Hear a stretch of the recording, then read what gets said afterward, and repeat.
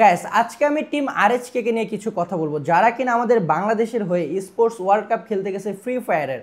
আর ওইখানে গিয়ে তারা আমাদের বাংলাদেশকে রিপ্রেজেন্ট করতে গেছে, বাট ওই তাদের খেলা দেখে আমরা অনেকেই কিন্তু বাজে মন্তব্য করতেছি তাদের নিয়ে। আমার লাইভে থাকা অবস্থায় অনেকেই তাদেরকে নিয়ে বাজে মন্তব্য করছেন বা অনেকেই কোশ্চেন করছেন যে ভাই আমাদের টিম আরএচকে কি আদৌ ফাইনাল খেলতে পারবে কিনা বা ফাইনালে তারা যেতে পারবে কিনা, এই কমেন্টটা কিন্তু অনেকেই করছেন। তো আজকে আপনাদেরই আমি কিছু রিপ্লাই করব বা টিম আরএচকে আদৌ কি ফাইনালে যাওয়ার একটু চান্স আছে কিনা সেটা নিয়ে আমি আজকে আপনাদের সাথে ডিসকাস করব। যেহেতু আমি টুকটাক স্পোর্টস খেলি বাংলাদেশের ইনফ্লুয়েন্সার টুর্নামেন্টগুলো, তো আমার ছোটোখাটো আইডিয়া আছে, তো ওইটাই আপনাদের সাথে আমি বিশ্লেষণ করব বা আপনাদেরকে আমি বোঝানোর চেষ্টা করব যে আদৌ আমাদের আরএচকে টিমের চান্স আছে কিনা ফাইনালে যাওয়ার। তো প্রথমত আরএচকে কিন্তু প্রথম দিন 6টা ম্যাচ খেলার সুযোগ পাইছে। 6টা ম্যাচের মধ্যে আরএচকে টিমের পয়েন্ট ছিল 32, আর তারা প্রথম দিন 11 নম্বর পজিশনে থাইকা ম্যাচটা শেষ করছে, মানে ডে ওয়ানটা শেষ করছে। আর কিন্তু আর 6টা ম্যাচেরই সুযোগ আছে, আর একটা দিনই তারা খেলার সুযোগ পাবে। সেখানে কত পয়েন্ট করলে তারা ফাইনালে যাবে, তো সেটাই আমি এখন বিশ্লেষণ করি। মূলত একটা ম্যাচের মধ্যে যদি অ্যাভারেজ 10 করে পয়েন্ট পাওয়া যায় তাহলে টপ 6-এ থেকে কোয়ালিফাই ইজিলি করা যায়, ঠিক আছে, মানে টাইনার কোয়ালিফাই করা যায় আর কি। তো এই হিসাব করতে গেলে স্পোর্টস ওয়ার্ল্ড কাপেও সেম টু সেমই পয়েন্ট হিসাবগুলো করা হইতেছে। তো ওইভাবে দেখতে গেলে প্রতিটা টিমেরই কিন্তু 12 নম্বর পজিশনে থাইকা কোয়ালিফাই করতে হলো 120 থেকে 130 স্কোর মাস্ট লাগবে। 120 থেকে 30 স্কোর হলে কিন্তু একটা টিম 12 নম্বর পজিশনে থাইকা ফাইনালে ওঠার সুযোগ পাবে। তার থেকে বেশি পয়েন্ট যারা করবে তারা তত পজিশন আগে থাকবে, সেটা তো বুঝতেই পারতেছেন। আমি মানে হিসাব করতেছি টপ 12তে থেকেও যেন কোয়ালিফাই করতে পারে, ওইটাই হিসাব আমি আপনাদেরকে বোঝানোর চেষ্টা করতেছি, ঠিক আছে। তো আরএচকের পয়েন্ট হলো 32, আর ম্যাচ খেলার সুযোগ আছে 6টা ম্যাচ।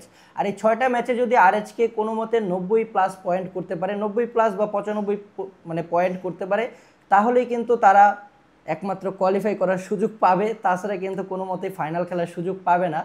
আর 90 থেকে 95 পয়েন্ট করাটা আমার মনে হইতেছে আরএচকের জন্য এটা কোনো বিষয় না, কারণ আমরা বাংলাদেশে আরএচকের যে পারফরমেন্স দেখছি, তো অবশ্যই তারা এই টুর্নামেন্টটাতে আমাদের প্রত্যাশা অনুযায়ী ওরকম একটা ম্যাচ খেলতে পারলেই কিন্তু এই পয়েন্ট কোনো ব্যাপার না।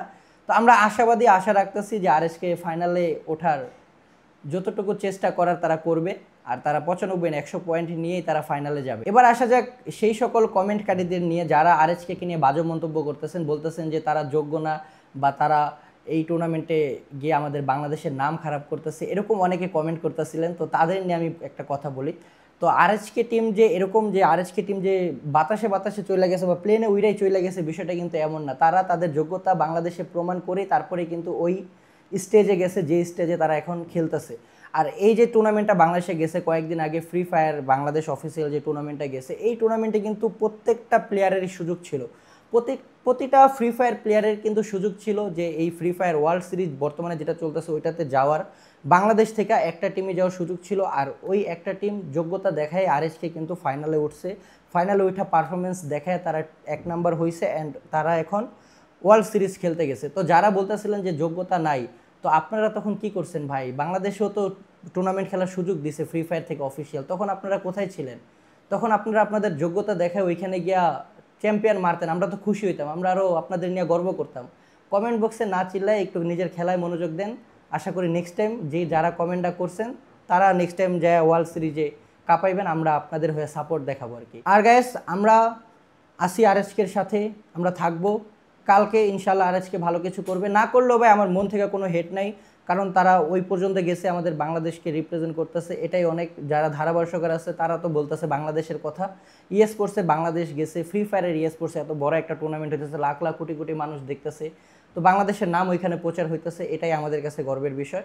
তো ইনশাল্লাহ নেক্সট টাইম আরও ভালো কিছু আমরা দেখবো। আর আগামীকালকের জন্য আরএচকের জন্য দোয়া ও ভালোবাসা রইলো, ইনশাল্লাহ বেটার কিছু করবে তারা। আর গাইস আমার পরনে যে টি শার্টটা দেখতেছেন, এই টি শার্টগুলো কিন্তু আপনারা পারচেস করতে পারবেন আমাদের ইজি আউটফিট পেজ থেকে। তো অবশ্যই ইজি আউটফিট পেজে নজর রাখতে ভুলবেন না, ওইখানে আমরা নিজেরা এগুলো সেল করি। তো আল্লাহ হাফেজ, টাটা, বাই বাই। দেখা হবে ডে 3-তে আরএচকের ম্যাচে লাইভে আজিম গেমিং ইউটিউব চ্যানেলে আর ফেসবুক পেজে। সে অবধি সবাই ভালো থাকবেন, সুস্থ থাকবেন। আল্লাহ হাফেজ গাইস, টাটা।